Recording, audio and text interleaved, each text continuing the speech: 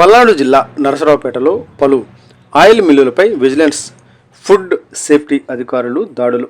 Oil mill గోడౌన్లలో తనిఖీలు చేసి శాంపిల్స్ను సేకరిస్తున్న అధికారులు. విజిలెన్స్ ఫుడ్ సేఫ్టీ అధికారుల దాడులతో మిల్లులకు తాళాలు వేసిన యజమానులు. సంయుక్తంగా దాడులు చేశాము. వాటిల్లో లూజ్ ఆయిల్ 8,000 లీటర్స్ కెపాసిటీ ఉన్న ట్యాంక్లో 1,800 లీటర్స్ పామ్ ఆయిల్ లూజ్ ఉంది. అది శాంపిల్ లిఫ్ట్ చేశాము. అనాలిసిస్ నిమిత్తం స్టేట్ ఫుడ్ ల్యాబొరేటరీ ఆచారం హైదరాబాద్ పంపిస్తాము. మిగతా ఈ సీల్ ప్యాకెట్స్, బ్రాండెడ్ ఐటమ్స్ కూడా ఉన్నాయి. అవి కూడా శాంపిల్ లిఫ్ట్ చేయడం జరుగుతుంది. అనాలిసిస్ రిపోర్ట్స్ వచ్చిన తర్వాత వాటి మీద తగు చర్యలు తీసుకుంటాం.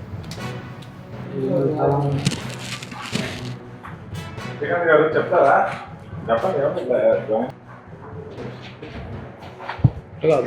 కొద్ది పక్క వస్తే వెనకాల ఇది కూడా